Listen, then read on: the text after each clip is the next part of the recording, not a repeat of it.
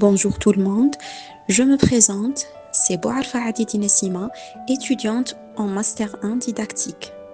Aujourd'hui, on va discuter sur un sujet qui est très important, c'est les neurosciences du langage, base neurale de la phonologie. Alors, avez-vous déjà réfléchi à ce qui se passe dans votre cerveau quand vous prononcez un mot ou quand vous comprenez ce que quelqu'un vous dit? Derrière ce processus qui semble si naturel se cache un réseau neuronal incroyablement sophistiqué. Alors aujourd'hui, on plonge dans les neurosciences du langage pour explorer les bases neurales de la phonologie, comment notre cerveau perçoit, traite et produit les sons du langage. Vous allez voir, c'est fascinant. Allez, c'est parti. Neurosciences du langage, base neurale de la phonologie. Cette présentation explore les fondements neuronaux de la phonologie. Nous examinerons les structures cérébrales impliquées. Nous aborderons les techniques de neuroimagerie utilisées. Enfin, nous discuterons des implications pour l'apprentissage des langues. On va commencer par l'importance de la phonologie. La phonologie est essentielle à la communication. Elle organise les sons du langage, elle influence la compréhension et la production. Les unités phonologiques sous-tendent le sens. Alors, on a distinction des sons. La phonologie nous permet de distinguer les sons. On a organisation linguistique, elle structure notre langue. Et on a sens du langage, elle contribue au sens global. Après, on a structure cérébrale impliquée. Le gyrus temporal supérieur traite les sons. L'aire de Broca intervient dans la production. Ces zones sont cruciales pour la phonologie. Gyrus temporal supérieur, traitement auditif initial, discrimination phonétique. Aire de Broca, planification motrice de la parole, production phonologique. Alors, plus le gyrus temporal supérieur et l'aire de Broca, on a aussi l'aire de Wernicke. Alors, l'aire de Wernicke, c'est une région du cerveau située dans le gyrus temporal supérieur, généralement dans l'hémisphère gauche. Elle est essentielle à la compréhension du langage, aussi bien oral qu'écrit. La relation avec l'aire de Broca, l'aire de Wernicke travaille en lien avec l'aire de Broca dans le lobe frontal qui est responsable de la production du langage.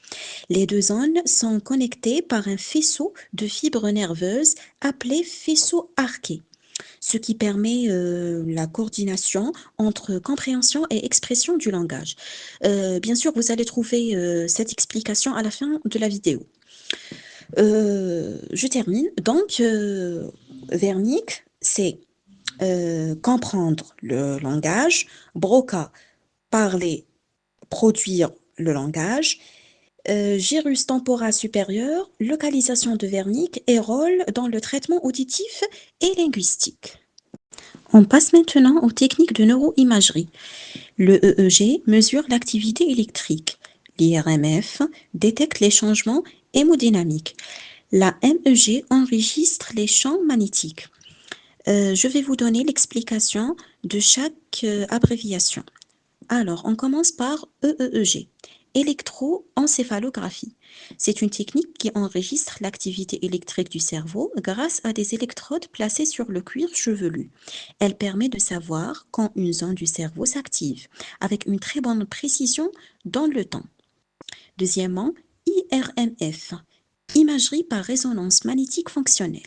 C'est une méthode qui mesure l'activité du cerveau en détectant les variations de l'oxygène dans le sang.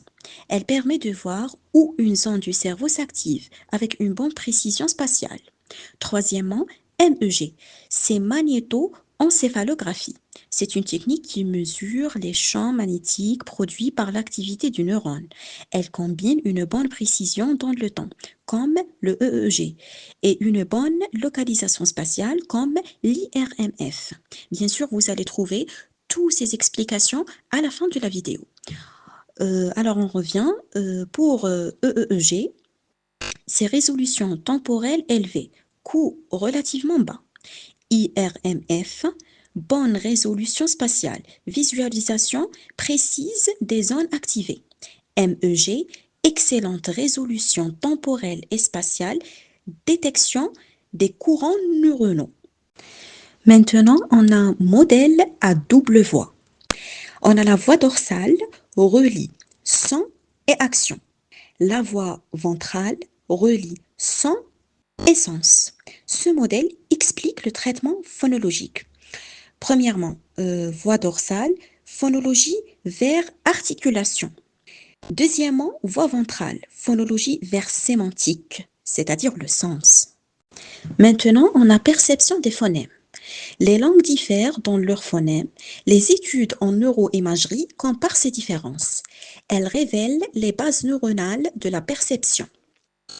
On a trois études comparatives. Premièrement, japonais versus anglais. C'est entre le re et le. Deuxièmement, français versus mandarin, le ton. Troisièmement, espagnol versus arabe, uvulaire. Alors, je vais vous expliquer ces exemples.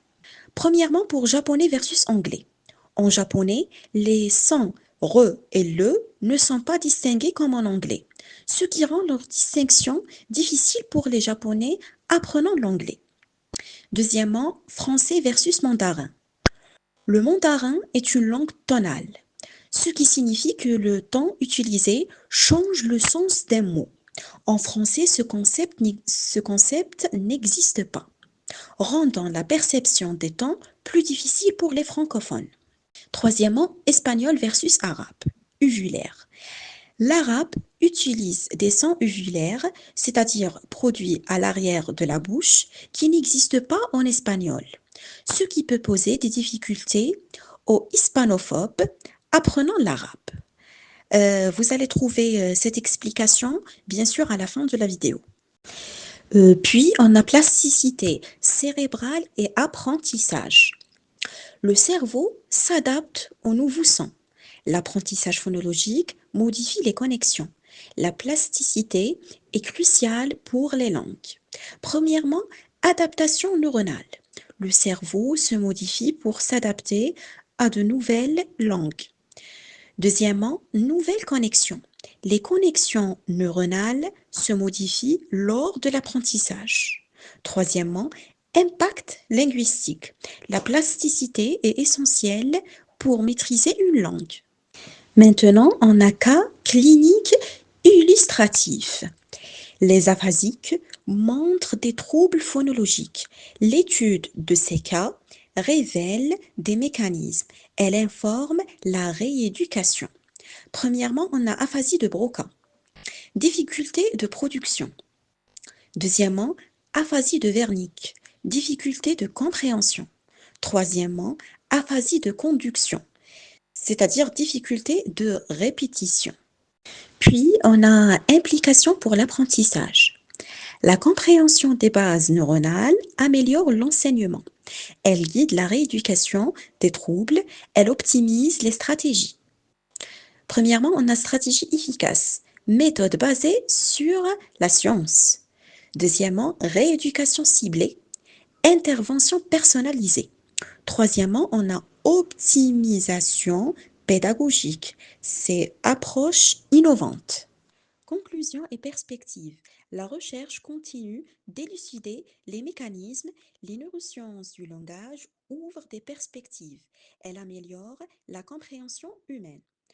On a ici des pourcentages. Alors, 30% augmentation des études en neurosciences du langage, 15% amélioration des méthodes de rééducation, 25% découverte sur la plasticité cérébrale.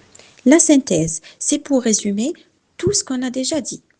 Les neurosciences du langage étudient comment le cerveau traite les sons du langage, ce qu'on appelle la phonologie. Pour cela, plusieurs zones sont impliquées, comme l'aire de Wernicke, comprendre les sons, et l'aire de Broca, organiser les sons pour parler.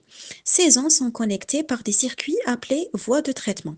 Il existe deux grandes voies, la voie dorsale qui relie les sons et l'articulation, utile pour répéter et parler, et la voie ventrale qui relie les sons à leur sens, utile pour comprendre. Grâce à des outils comme l'EEG, l'IRMF ou la MEG. Les chercheurs peuvent observer l'activité du cerveau pendant qu'on écoute ou qu'on parle et ainsi mieux comprendre comment ces deux voies fonctionnent ensemble pour traiter les sons du langage. Voici les explications déjà traitées. Et voilà, j'espère que cette vidéo vous a aidé à mieux comprendre les bases neurales de la phonologie. Merci d'avoir regardé et à bientôt.